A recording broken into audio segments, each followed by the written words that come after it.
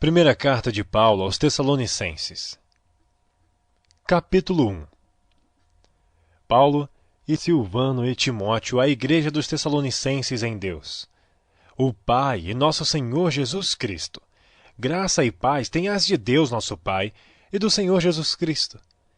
Sempre damos graças a Deus por vós todos, fazendo menção de vós em nossas orações, lembrando-nos sem cessar da obra da vossa fé, do trabalho do amor e da paciência e da esperança em nosso Senhor Jesus Cristo, diante de nosso Deus e Pai. Sabendo, amados irmãos, que a vossa eleição é de Deus. Porque o nosso Evangelho não foi a vós somente em palavras, mas também em poder, e no Espírito Santo e em muita certeza, como bem sabeis quais fomos entre vós, por amor de vós. E vós fostes feitos nossos imitadores, e do Senhor recebendo a palavra em muita tribulação, com gozo do Espírito Santo, de maneira que fostes exemplo para todos os fiéis na Macedônia e Acaia. Porque por vós soou a palavra do Senhor, não somente na Macedônia e Acaia, mas também em todos os lugares a vossa fé para com Deus se espalhou, de tal maneira que já dela não temos necessidade de falar coisa alguma, porque eles mesmos anunciam de nós qual a entrada que tivemos para convosco, e como dois ídolos vos convertestes a Deus, para servir o Deus vivo e verdadeiro, e esperar dos céus o seu Filho, a quem ressuscitou dentre os mortos, a saber, Jesus, que nos livra da ira futura. Capítulo 2. Porque vós mesmos, irmãos, bem sabeis que a nossa entrada para convosco não foi vã. Mas mesmo depois de termos antes padecido e sido agravados em Filipos, como sabeis, tornando-nos ousados em nosso Deus, para vos falar o Evangelho de Deus com grande combate. Porque a nossa exortação não foi com engano, nem com imundícia, nem com fraudulência, mas como fomos aprovados de Deus, para que o Evangelho nos fosse confiado, assim falamos. Não como para agradar aos homens, mas a Deus, que prova os nossos corações. Porque, como bem sabeis, nunca usamos de palavras lisonjeiras, nem houve um pretexto de avareza. Deus é testemunha. E não buscamos glória dos homens, nem de vós, nem de outros, ainda que podíamos, como apóstolos de Cristo, servos pesados. Antes, fomos brandos entre vós, como a ama que cria seus filhos. Assim nós, sendo-vos tão afeiçoados, de boa vontade, quiséramos comunicar-vos, não somente o Evangelho de Deus, mas ainda as nossas próprias almas, porquanto nos éreis muito queridos. Porque bem vos lembrais, irmãos, do nosso trabalho e fadiga, pois trabalhando noite e dia, para não sermos pesados a nenhum de vós, vos pregamos o Evangelho de Deus. Vós e Deus sois testemunhas de quão santa e justa e irrepreensivelmente nos ouvemos para convosco, os que crestes. Assim como bem sabeis de que modo vos exortávamos e consolávamos a cada um de vós, como o pai a seus filhos, para que vos conduzisseis dignamente para com Deus, que vos chama para o seu reino e glória. Por isso, também damos sem cessar graças a Deus, pois havendo recebido de nós a palavra da pregação de Deus, a recebestes, não como palavra de homens, mas, segundo é, na verdade, como palavra de Deus, a qual também opera em vós os que crestes. Porque vós, irmãos, haveis sido feitos imitadores das igrejas de Deus, que na Judéia estão em Jesus Cristo, porquanto também padecestes de vossos próprios concidadãos, o mesmo que os judeus lhes fizeram a eles, os quais também mataram o Senhor Jesus e os seus próprios profetas, e nos têm perseguido, e não agradam a Deus, e são contrários a todos os homens, e nos impedem de pregar aos gentios as palavras da salvação, a fim de encherem sempre a medida de seus pecados. Mas a ira de Deus caiu sobre eles até ao fim. Nós, porém, irmãos, sendo privados de vós por um momento de tempo, de vista, mas não do coração, tanto mais procuramos com grande desejo ver o vosso rosto. Por isso bem quisemos uma e outra vez ir ter convosco, pelo menos eu, Paulo, mas Satanás não o impediu.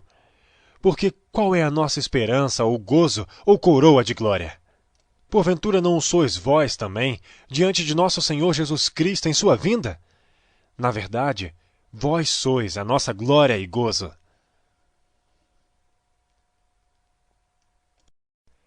Capítulo 3. Por isso, não podendo esperar mais, achamos por bem ficar sozinhos em Atenas. E enviamos Timóteo, nosso irmão e ministro de Deus, e nosso cooperador no Evangelho de Cristo, para vos confortar e vos exortar acerca da vossa fé. Para que ninguém se comova por essas tribulações, porque vós mesmos sabeis que para isto fomos ordenados. Pois estando ainda convosco, vos predizíamos que havíamos de ser afligidos como sucedeu, e vós o sabeis. Portanto, não podendo eu também esperar mais, mandei-o saber da vossa fé, temendo que o tentador vos tentasse, e o nosso trabalho viesse a ser inútil. Vindo, porém, agora Timóteo de vós para nós, e trazendo-nos boas novas da vossa fé e amor, e de como sempre tendes boa lembrança de nós, desejando muito ver-nos, como nós também a vós. Por esta razão, irmãos, ficamos consolados acerca de vós, em toda a nossa aflição e necessidade pela vossa fé, porque agora vivemos, se estáis firmes no Senhor. Porque que ação de graças poderemos dar a Deus por vós, por todo o gozo com que nos regozijamos por vossa causa diante do nosso Deus, orando abundantemente dia e noite, para que possamos ver o vosso rosto e supramos o que falta à vossa fé. Ora, o mesmo Deus e Pai e nosso Senhor Jesus Cristo encaminha nossa viagem para vós. E o Senhor vos aumente e faça crescer em amor um para com os outros, e para com todos, como também os fazemos para convosco. Para confirmar os vossos corações, para que sejais irrepreensíveis em santidade diante de nosso Deus e Pai, na vinda de nosso Senhor Jesus Cristo, com todos os seus santos. Capítulo 4. Finalmente, irmãos, vos rogamos e exortamos no Senhor Jesus Cristo, que assim como recebestes de nós, de que maneira convém andar e agradar a Deus, assim andai, para que possais progredir cada vez mais. Porque vós bem sabeis que mandamentos vos temos dado pelo Senhor Jesus. Porque esta é a vontade de Deus, a vossa santificação.